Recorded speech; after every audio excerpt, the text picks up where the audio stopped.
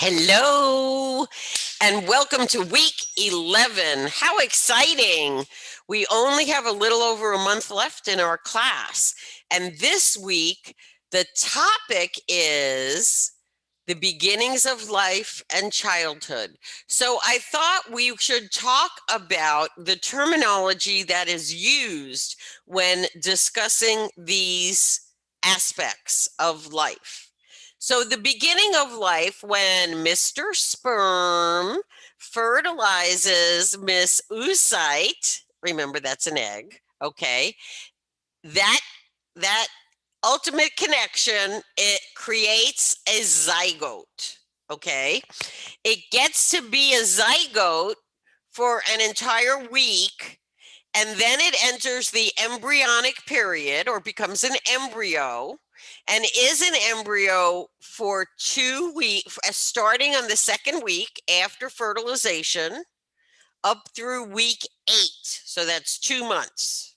Okay. Then at week 8, the embryo, which is only about 1 inch in length, is now considered a fetus, and it's known as a fetus all the way through week 8 to the time of delivery. Okay? All right.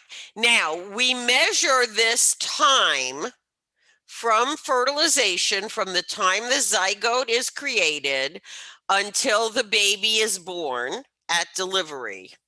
The first trimester, which is from the first day of the last menstrual period, because we can't know necessarily exactly when Mr. Sperm meets Ms. Oocyte to create the zygote. So they measure from the first day of the last menstrual period up until 14 weeks, 0 days. So that's less than 14 weeks. 13 weeks, 6 days. That's the first trimester. Then starting on the first day of week 14, up through week 27, 6 days, it's less than 28 weeks, is the second trimester. And then the third trimester starts at the beginning of week number 28 until the baby is delivered. That's pretty easy to remember. And for those of you who are thinking about coding, you'll remember that there is a different code every time the mother is seen during gestation. There is a different code to identify which trimester the pregnancy is in at the time of that encounter. So this is something that you need to know, okay? All right, there are other terms that you also should know. A preterm or premature neonate means gestation completed 28 weeks. So we're into that third trimester, but less than 37 completed weeks. So 36 weeks, 6 days. So if there is a day count, we're counting between 196 and 258 completed days of this pregnancy, of gestation, and then this baby would be considered a premature neonate. Now remember, a neonate is a baby from birth up to 28 days after of life outside of the womb, okay? All right, a post-term neonate is one with over 40 completed weeks up to 42 completed weeks, all right? So what does that tell you? 37, 38, 39, that's normal gestation, okay? Before 37 weeks and the baby is considered premature. After 40 weeks, the baby is considered post-term, basically in the oven longer than normal, up to 42 completed weeks of gestation. And then prolonged gestation is over 42 completed weeks or 294 days or more. That's a baby that is not ready to get born. Okay. You never know what's going on. Maybe they have more things to do, more little, I don't know. I don't know. But pretty much this is how we determine the aspects of gestation. And it's important for you to know because determining where the pregnancy is and where the baby is once it's born, the neonate or the infant after 28 days, will determine what laws may apply or what ethics are involved. And we're going to talk about that. I have a great movie for you to watch if you have not seen it yet. Okay, we'll talk about that in a few minutes. Okay. Examples of genetic conditions. Now, this week in your discussion, as you may know, we're talking about genetic therapies. And this has to do with the actual genes that make up who you are, okay? Now, remember, genetics is something that is passed down from parent to child. Things like the color of your hair, the color of your skin, the color of your eyes, just as an example. And in addition, there are things that are not so nice to share from parent to child, from grandparent to grandchild. Sometimes it skips a generation, okay? And this is when a gene is not functioning properly. It may be damaged or missing, okay? And these are a few examples of genetic conditions: Down syndrome, cystic fibrosis, Huntington's disease, sickle cell anemia, and muscular dystrophy. These are all conditions that develop inside a body, not because of where you live or whether you exercise or not, or what foods you eat. These are all having to do with who your parents and your grandparents are. So this is very important that, first of all, it is understood that there is no blame here because this is a matter of biology, okay? And if you know somebody or if you and your family have any genetic conditions that are of issue, I suggest you to do some research because there's a lot of research going on about gene therapy. Again, the conversation of our discussion, where in some cases they can replace the dysfunctional gene with one that is working properly, and therefore prevent the child from developing the illness. And there are also lots of other research for treatments and cures. So this is very, very important because, as I said, this is not a matter of choice. It's not a matter of anything. It's who your grandparent, who your ancestors are. All right, now we also have birth defects. Now, birth defects are different from genetic conditions, okay? Genetic conditions, as I said, are part of the chromosomes, part of the genes that are in our makeup passed down from generation to generation. Birth defects, so a genetic condition is kind of like a malfunctional ingredient in the makeup of the zygote embryo fetus, okay? So it's a problem with one of the ingredients of what this child is. Birth defects are really things that go wrong in the gestational process, okay? Kind of like your oven isn't working properly, or when you try to make a souffle, the souffle falls because the temperature was not right, or something like that. So this is in the cooking, in the gestational aspects. These are malformations like cleft lip or palate, where the cells just kind of get confused and don't form in the right order, in the right place, okay? Congenital diaphragmatic hernia, spina bifida. These are all conditions that are a process not of genetics, but of something that went wrong in the cooking of the baby, okay, in the gestational process. Now, sometimes it's something during prenatal care that went a fluky, okay? For example, fetal alcohol syndrome. And the results of that are a direct result of the mother drinking alcohol while pregnant. Not everything is the mother's fault.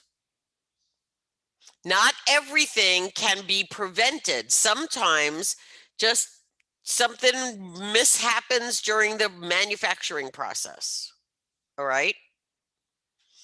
But again, there are a lot of research projects going on that have new corrective aspects, new ways to fix some of the, of course, surgery to fix a cleft lip and a cleft palate have been around for a long, long time. Congenital diaphragmatic hernia surgery can fix that. Heart defects can be fixed. Spina bifida, and this is so fascinating, they can fix spina bifida while the fetus is still in the womb. They can actually do surgery on the baby before it is born, close up that malformation at the spine of the spine, and allow the baby to develop fully, completely healthy, which I think is unbelievable. Doing surgery, corrective surgery on a fetus that is still inside its mother's womb so it can be born perfectly healthy. Absolutely fascinating. Okay. So, depending upon what state you live in, the laws that might get involved with these beginnings, creations of a human being, will vary, okay? There are ethical aspects, there are very strong religious aspects. I personally believe that it should be the decision of mommy and daddy as to what to do if anything is detected. And that's also one of the wonderful things is an amniocentesis can very early on, can identify any not all, but many abnormalities that might be going on with the baby, whether they are with the fetus, whether they are genetic in nature or birth defects. And as I said, some are even correctable while the baby is still in the womb, which is unbelievably miraculous. Okay. Um, I do believe that this is very amazing without getting into too much of a religious. I just think it's a incredible thing. So the point is that I don't know that this tips anything that you need to know about healthcare law and ethics. Of course, there are all different laws in every state with regard to abortions, and not only whether or not they can happen, but when they can happen throughout the gestational process. That is for you to find out in your particular state. But now hopefully you'll understand a little better about from the moment Mr. Sperm meets Miss Oocyte and makes a zygote to the time the baby is born. We want to make sure that we as healthcare professionals can provide the best possible healthcare for this human for its entire existence, however you want to look at that. Okay, this week's discussion is all about gene therapy. Let me just make this bigger because that's teeny weeny writing. Okay, you want to identify at least one benefit about gene therapy and one concern, either legal or ethical. And this is, as I said, it's a very delicate issue. So as an individual person, you have the right to believe whatever you want. As a healthcare professional, you have no personal beliefs. Your job is to care for the patient. And yes, I believe that you should not be forced to do anything that is unethical in your own feelings. If it's legal, it's legal. If you feel somebody's asking you to do something unethical, I think it's no different than a physician or somebody telling you to upcode or create code and create a claim form for a patient who was never seen for any other kind of fraud. I can't urge you to stand up for your own ethical beliefs and then say this, no, too bad, you have to honor the patient. You do have to honor the patient. You have to understand that that patient has the right to believe what they believe, even if it's different from what you believe. So what that means is you need to know your job description before you accept the job. And do your best to make sure that your job is not going to ask you to be involved in something in which you do not believe is ethical. The law is not up to us. If it's the law, it's either legal or illegal. It's determined by the legislature, and we are bound to do things that are only legal. Okay? You have to stand up for yourself, no matter what. Okay. But not impede on the patient. Who said this job was easy, huh? Chapter 11, the beginning of life and childhood, as we just went through. You're going to have your homework to do. What fun. Come on, you love this, right? And I know we spoke about this earlier in the term, but again, this is so very applicable to this topic of the beginning of life and ethics. Baby Girl Scott, it's available on YouTube. It's only an hour and a half. It was originally a Lifetime movie, and it really helps. It does an excellent job of giving perspective on ethical considerations and ethical perspectives, particularly between the way the parents feel about the baby, the way the doctor, the neonatologist feels, and the way friends and family feel, which is, something for the most part you can't get away from. Okay, but it really has a great impact. It's very well done. It's from the late 80s. Excuse me. So it can give you a little appreciation for how far we have come with healthcare, particularly for premature babies. But watch it if you can, okay? It really is a fantastic movie, and it's right on target.